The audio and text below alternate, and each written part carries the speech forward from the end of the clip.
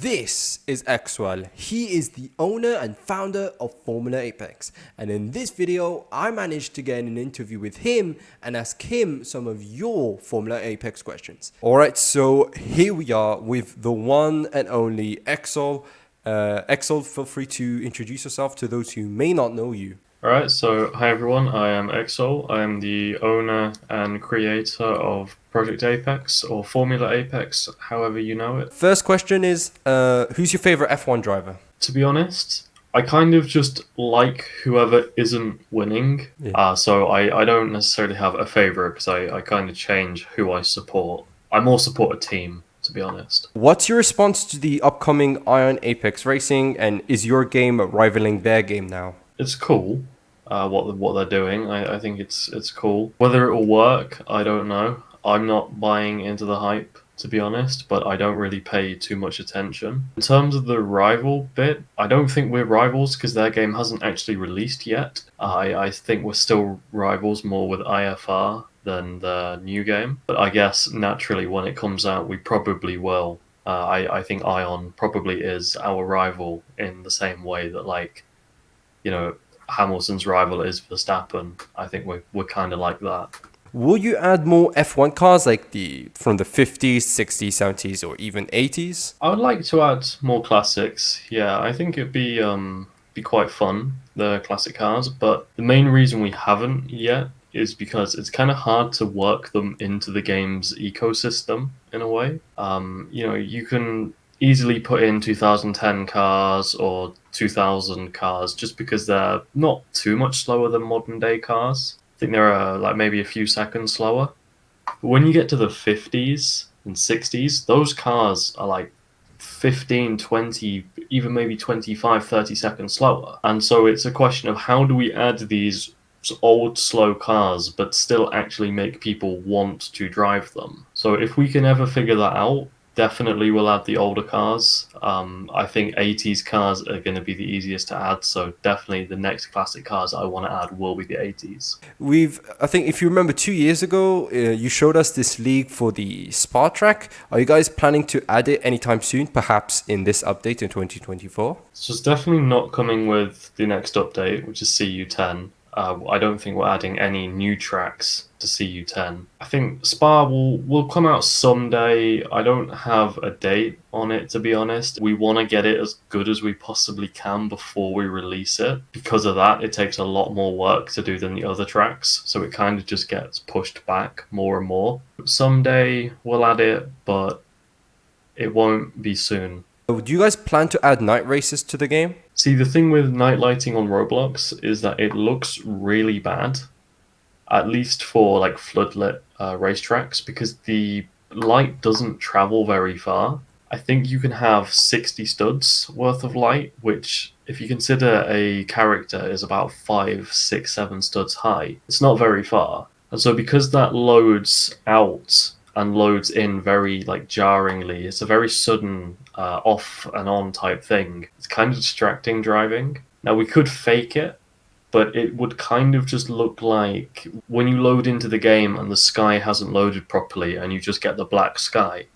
It kind of looked like that, and it doesn't look very good. So we might do sunset, because sunset can be done very well, but night isn't so easy. Did you ever expect Project Apex to be this successful? I mean, I expected some level of success, but not what we've seen. It's been quite overwhelming, really, the amount of success and support we've had. So, yeah, I don't think I ever expected to get 31 million or however many visits we've had now.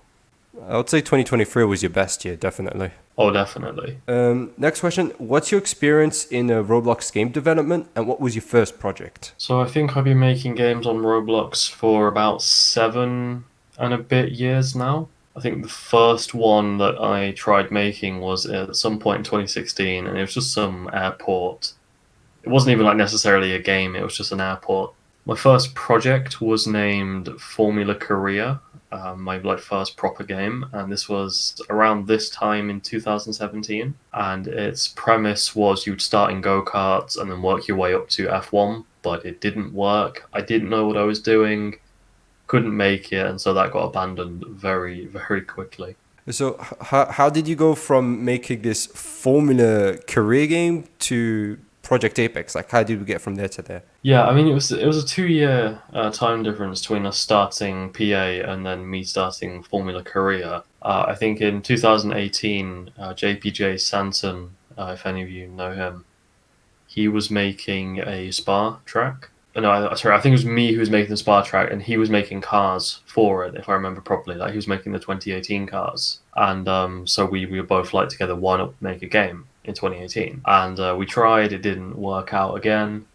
And then we tried. I tried in the summer of that year to make another game called Motorsport Korea this time. And I thought that a year later I knew what I was doing and could just remake Formula Korea again, but I ended up remaking it in the way that it was still bad and it still didn't work, and I still had no idea what I was doing. And then we get to February 2019, so about 5 years ago now, and Jan is once again making the 2019 cars. And I saw that and thought, he's never going to actually use them for anything. He's just making them for fun. So why don't we make a game out of it? He was quite happy with the idea, and so yeah, we just kind of started from that. All right, so that's I assume when you started making the Project Apex in 2019. So what made you? Because if I remember, maybe somewhere around 2020, you closed the game because you updated it. So what made you decide to close the game then and then update it to 2021? Well, at the end of 2020, we had a copyright strike from FOM